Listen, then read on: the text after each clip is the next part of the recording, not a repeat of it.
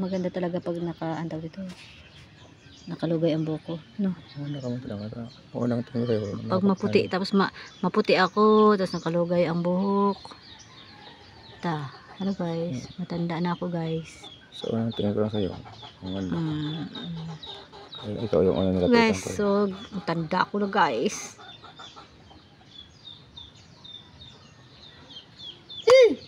Yuka! Ay, takot ako. Nagulat ka? Takot ako. Naban ako.